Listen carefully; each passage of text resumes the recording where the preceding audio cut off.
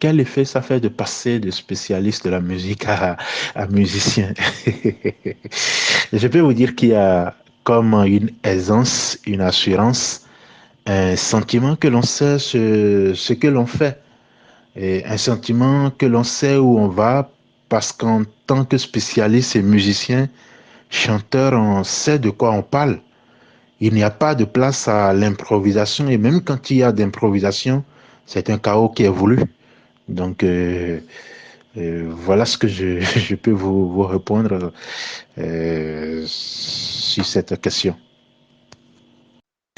Vous semblez avoir choisi le slam comme expression musicale. Pourquoi ce choix?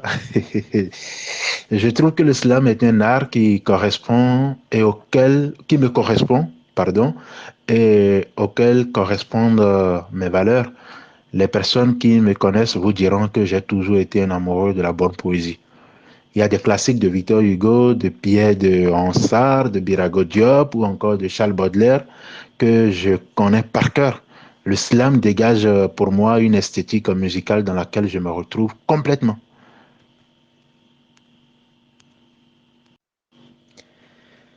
Qu'est-ce que MC Solar représente pour moi?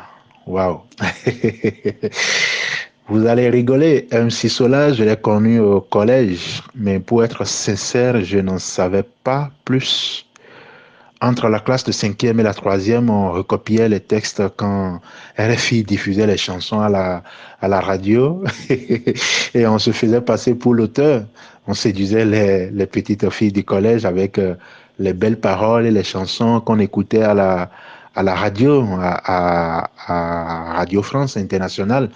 Nous étions au village, loin de la ville. Donc, la télévision n'était pas notre truc. D'ailleurs, il n'y avait pas, ou du moins, il n'y avait que très peu, deux, voire trois personnes qui disposaient de ce qu'on appelle le petit écran dans le village.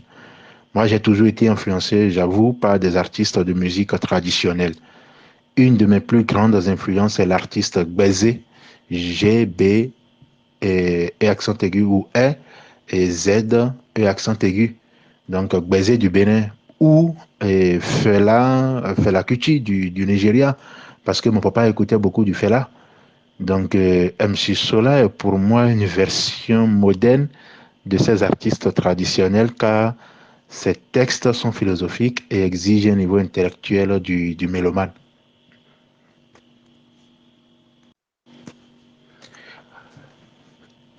Quel souvenir je garde du Bénin?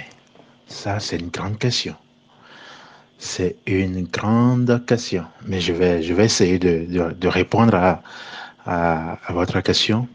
Il faut dire que le souvenir que je garde du Bénin, je pense il n'y en a pas un souvenir, mais plusieurs. Je ne peux pas dire que j'ai un seul souvenir du Bénin parce que au Bénin, c'est-à-dire que le Bénin, c'est une partie de moi, si ce n'est pas mon moi en entier. Donc, je peux vous dire que ces souvenirs peuvent être rangés à trois étages. Le premier étage, c'est l'enfance. Donc, cette époque où, dans l'internat où j'étais, nous étions insouciants. Il faut dire que moi, j'ai fait l'internat, j'ai été élevé à l'internat. Donc, le soir, au clair de la lune, on se réunissait par terre, sans banc ni chaise, autour du grand frère qui nous contait des histoires. Cette époque était fraternelle et empreinte de solidarité.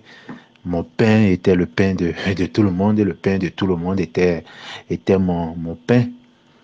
Mais cette époque avait une spécificité. Et ça dit que à ce niveau de l'enfance, c'est la spécificité qui m'a marqué au Bénin à cette époque, c'est-à-dire, je dirais, oui, à cette époque-là de l'enfance. Mon papa étant polygame, nous nous retrouvions parfois à être plusieurs de ses fils dans la même classe et trois, voire cinq, parfois sept de ses fils à être dans la même classe. C'est-à-dire qu'au CE2 ou au CM1, on pouvait être sept du même père. Et le souvenir spécial de cette époque, c'était que nous devions tous être premiers ex aequo de la classe sans laisser une autre personne s'interférer entre nous. Mais si ne se produisait pas et que par malheur, il y avait un intrus qui n'est pas membre de la famille et qui prenait par exemple la quatrième place, moi qui suis premier, bien que je termine en fait premier de la classe, malgré cette position et ma très bonne moyenne, j'ai intérêt à ne pas rentrer à la maison. Parce que la lanière du grand frère nous attendait tous. Pourquoi vous avez laissé une autre personne s'interférer entre vous? Pourtant, on ne s'asseyait pas ensemble, on était dispatchés parce que justement, les enseignants savent que nous sommes du même père. Donc, ils nous dispatchaient en fait dans la classe. Il faut dire on était nombreux. On pouvait être 60 personnes dans la même classe. Donc, on était dispatchés de partout. Donc, on ne pouvait même pas se recopier, on ne pouvait même pas tricher. Mais on attendait de nous qu'on ait les mêmes notes au point d'être premier ex aequo. Et si cela ne se produisait pas, on avait des problèmes.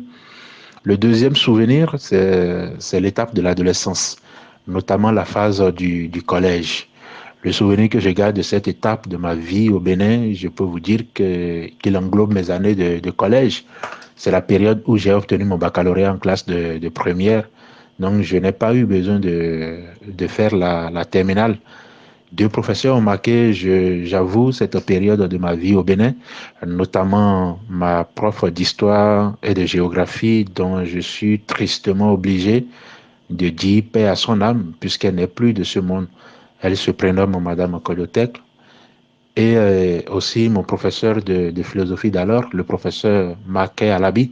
C'est ces deux professeurs qui, après la seconde où j'ai terminé premier de la classe et la première où j'ai été premier au premier semestre, ces deux enseignants ont estimé que mon niveau était au-delà de la moyenne et ont jugé de me surclasser. Ils ont eu raison car j'ai terminé l'année en obtenant mon diplôme de baccalauréat et sans avoir besoin de faire la terminale. Le troisième souvenir, comme je l'évoquais, est aussi beau que les deux précédents, puisque en classe de seconde, j'ai fondé avec certains amis de classe et des grands frères du quartier une association dénommée Olade Touriste Culture du Bénin. Ola au Bénin, ça veut dire le bonheur est arrivé. Donc Ola veut dire le bonheur. Olade, ça veut dire le bonheur est arrivé dans le domaine du tourisme et de la culture. Donc l'objectif de cette association qui a été créée en 2004-2005, si ma mémoire est bonne, est de faire connaître le Bénin aux Béninois, le Bénin aux étrangers, et l'étranger aux Béninois à travers la valorisation du patrimoine matériel et immatériel du pays. Avec cette association, nous avons initié le festival Itinérance. Ce festival consistait à prendre d'assaut annuellement une localité du Bénin pour la découvrir sur le plan culturel, cultuel et culinaire. Après 7 éditions consécutives, le projet a convaincu l'Union européenne qui a doté l'association de 100 000 euros à la suite d'un appel à candidature dans le cadre du 7e Fonds européen de développement. C'était le programme de soutien aux initiatives culturelles décentralisées. Donc voilà un peu les trois souvenirs que je garde du Bénin, qui ce sont des étapes, non, je peux encore en citer, mais ces trois étapes, en fait, à chaque étape de ma vie, que ce soit l'enfance, l'adolescence et ce que j'appellerais le début de la maturité, voilà un peu les trois étapes qui m'ont marqué. Qu'est-ce qui me plaît en France? La diversité dans l'adversité, l'acceptation dans l'adversité. Je trouve qu'il y a en France une pluralité, la liberté d'expression artistique. Quels sont mes projets? Mes projets, je n'aime pas en parler avant qu'ils se concrétisent. J'aime surprendre, donc je vais demander à toutes les personnes qui veulent connaître mes projets de me suivre sur les réseaux sociaux. Mister Ezin, Myster, Ezin, Ezin, c'est le nom d'artiste sur toutes mes pages. Mais puisque vous insistez, je peux par exemple vous dire que l'une de mes priorités du moment, c'est de défendre cet album qui sortira à la rentrée 2022 et par la suite espérer soutenir ma thèse de doctorat en musicologie, puisque elle est presque terminée, pour ne pas dire qu'elle est terminée. Le reste des projets, on peut se dire, rendez-vous sur mes différentes pages d'actualité pour connaître et suivre mes actualités. Merci à vous et merci à vos auditrices et à vos auditeurs.